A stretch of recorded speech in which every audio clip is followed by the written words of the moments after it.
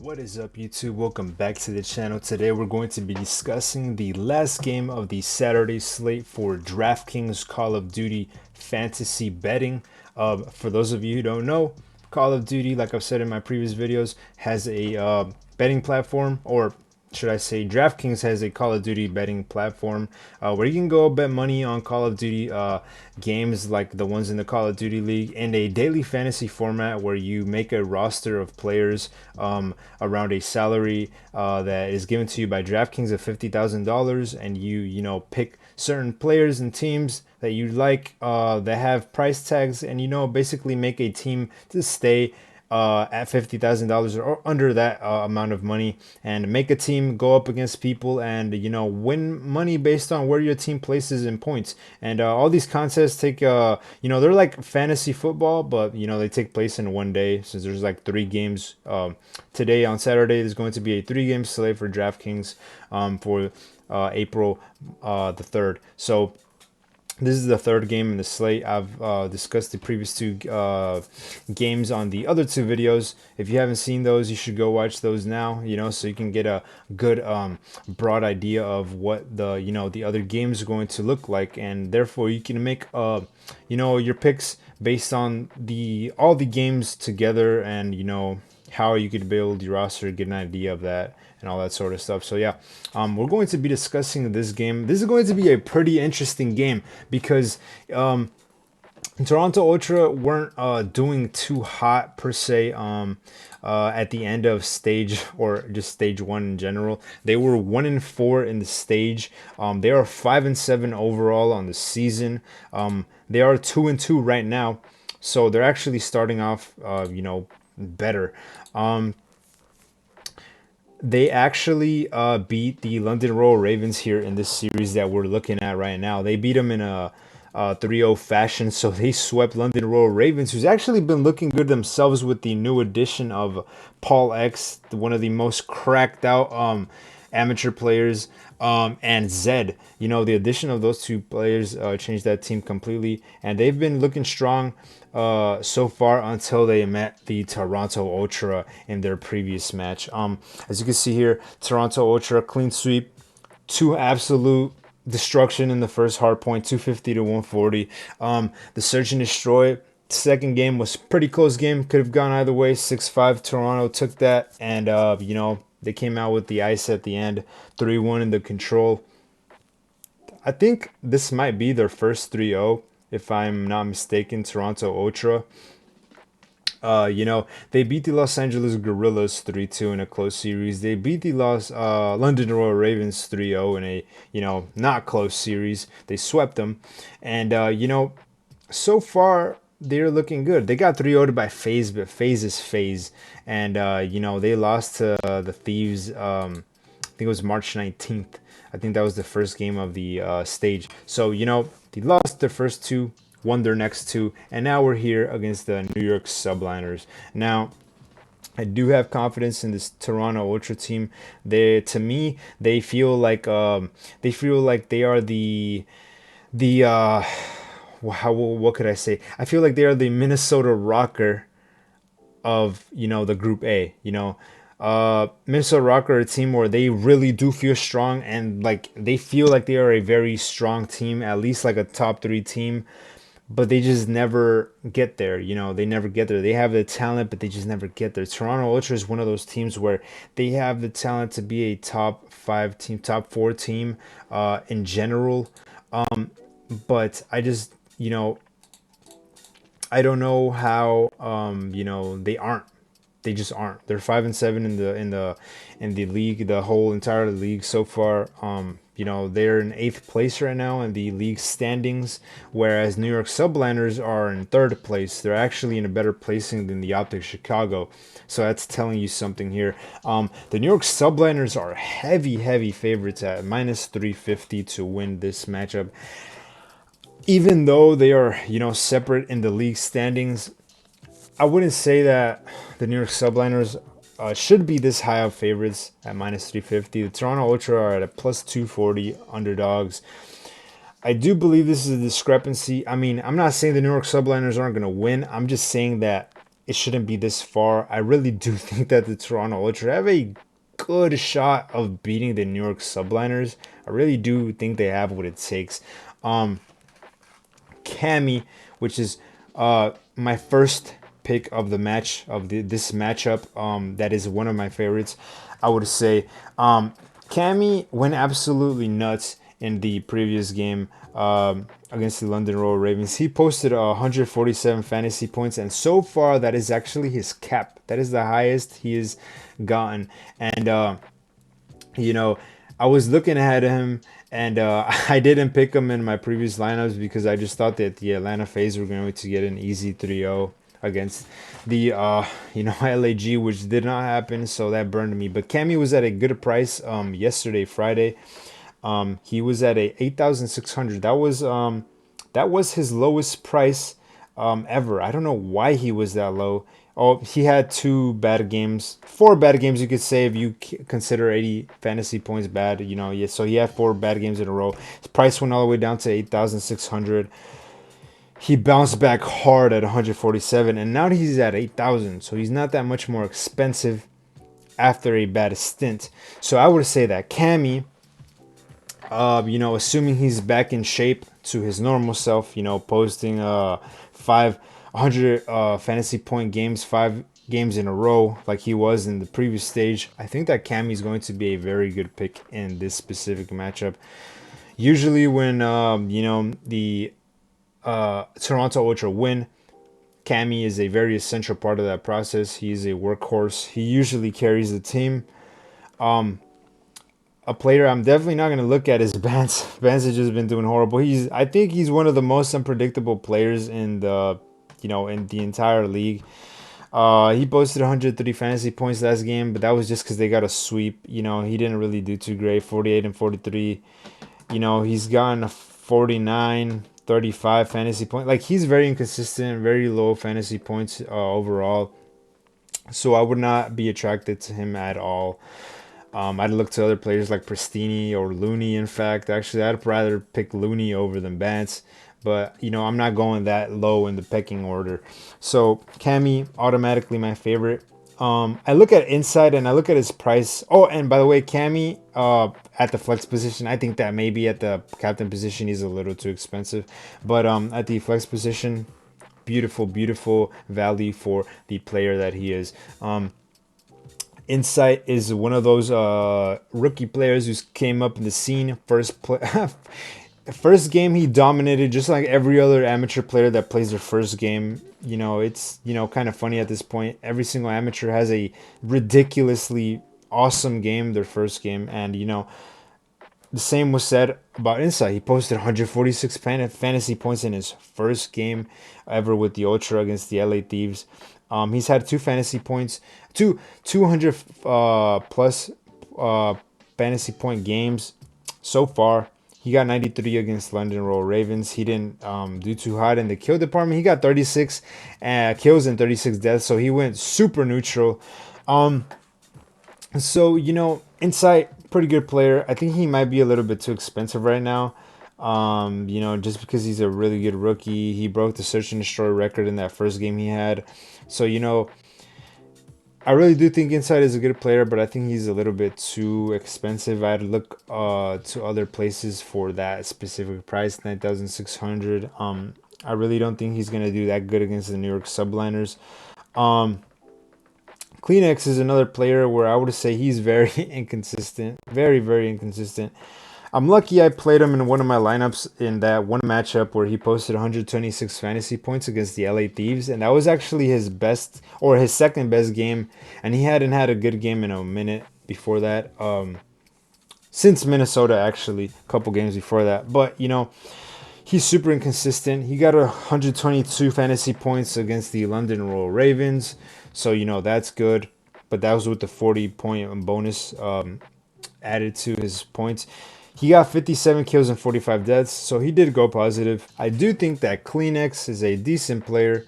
At 7,200, I do feel like he has the upside to do something, to do something great. And yeah, I really like Kleenex and Cammy. If I had to pick two value players on the Ultra side, which I will be targeting one of these two guys. I don't really like saying exactly who all the time, but I'm giving you basically my favorite picks from each team. I do think that the Toronto Ultra have a decent amount of chance to win. I think these odds are too heavy in the favor of New York Subliners, and we're going to see that tomorrow. Team position for Toronto, I would take that at 2,400. That would probably be a very, very good piece if you got it at 2,400 and they beat the New York Subliners. That'd be an incredible, help for your team. Free up some cap space. On the New York Subliners side, coincidentally, their last game was also against the London Royal Ravens. So the game before they played Ultra, the London Royal Ravens played the New York Subliners, and the New York Subliners haven't played since then. They're coming back against the Toronto Ultra. Both of these teams beat the London Royal Ravens, so it's going to be an interesting matchup to say the least. Um, you know, New York Subliners, absolute beast of a team. They have proven themselves to be a top three team indeed. Indeed. A very good team, very good team. I do feel like they should be just slight favorites to win. I do think they might win.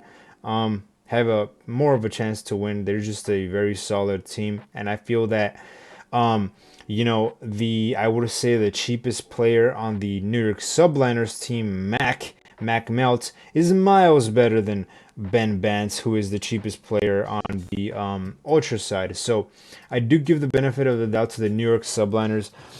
Although they didn't beat the London Royal Ravens 3-0 like the Ultra did, they actually beat them 3-1. And as you can see here, they beat the hard point 250 to 209. Search and Destroy was close as well.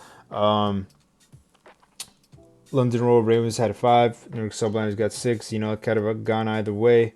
Control could have gone either way as well. London Royal Ravens won that one, and then the New York Subliners won a very close hard point. 230 to 250 is a pretty close game. In hard point, couple of scrap time in the hill, and one bad break, and that game would have gone to the London Royal Ravens.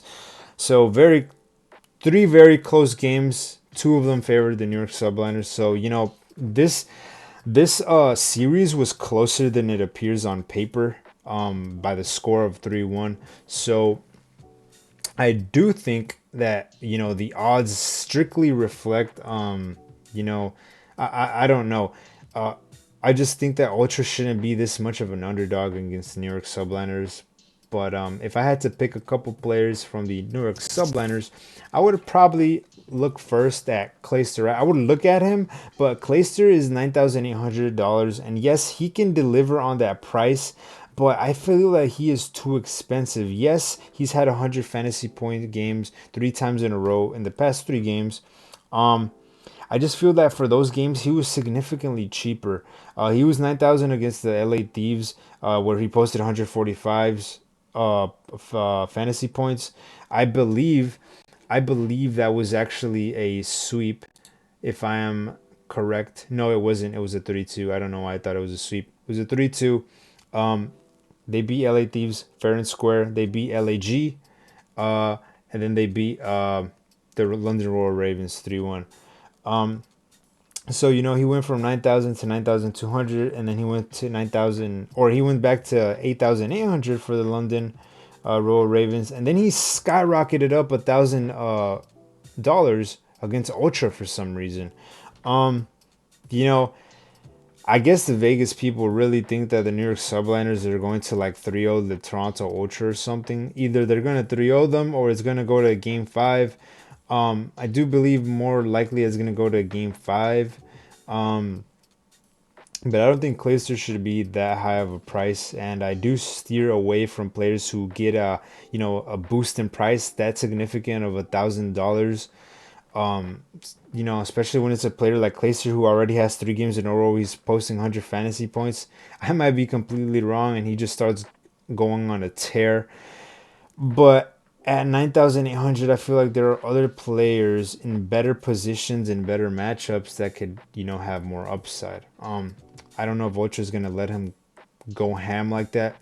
So I would Personally, I would steer clear away from Clayster, but I do think he has potential. He has the potential. I just feel like he's too expensive, and this spot is gonna restrict him from, getting his highest cap basically, or paying off the value of that price tag.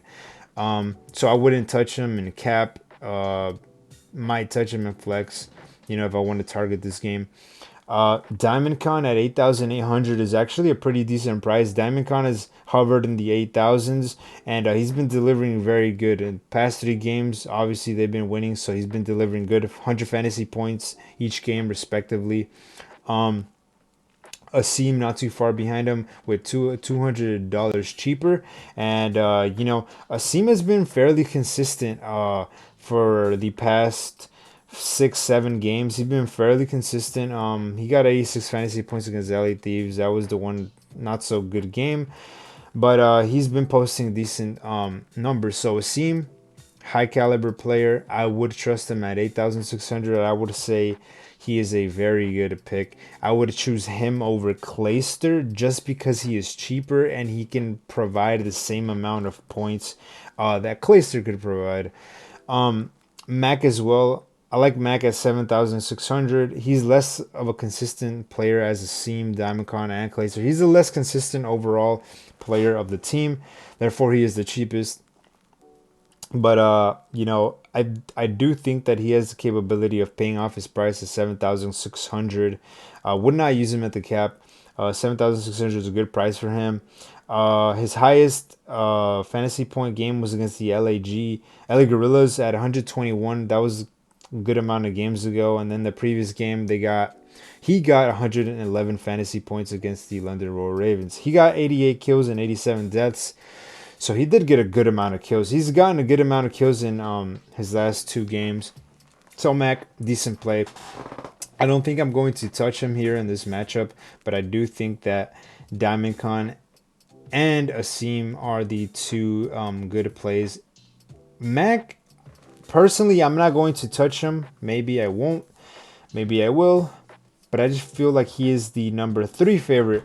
If I were to have number 3 favorite in this team for me, if I had to pick him in this matchup, I would say that overall, being real contrarian, I could honestly pick Mac. I would say, rethinking this, I would say Mac and Seam, or Mac and Diamond Con, or Asim and Diamond Con. If you really think that they're going to beat the Ultra, but I don't think that's going to happen, so I would take Asim and Cammy in this matchup. Those are the only 2 players that I really feel strongly about that could really pay off on their price. Asim and Diamond Con and Cammy are my favorite plays here in general. If I had to pick an extra one, I would pick Mac or Kleenex. But just in general, Asim, Diamond Con, Cammy, and Kleenex. Those are the 2 and 2 from each team that I would target if I had to target. Those are the players that I feel that are in the best positions to perform relative to their position and price. So they're the most likely to get, make you money. You can interchange Asim and Diamond Con with Mac. I would still steer clear of players like Insight and Bance for damn sure, and Clayster just because I feel like he's too expensive. Either team's team position, New York for 3,600 and Toronto at 2,400. I'm inclined more to the Toronto one because they're the cheaper one and they have a good chance of winning than the, I'd rather pick them than the New York one. This honestly, in my opinion, this game could go either way. I think it's going to be a 3-2 from somebody. I'm inclined to believe it might be New York Subliners, but it's going to be a good series to watch. I'm going to watch this one closely. So yeah, those are my thoughts on this matchup. If you like the content of this video, of these type of videos that I make, you like the breakdowns of the DFS strategy, the DFS model, like, subscribe, leave comment down below, if you want to give some input on how I can make the channel better in some way, shape, or form. Let me know.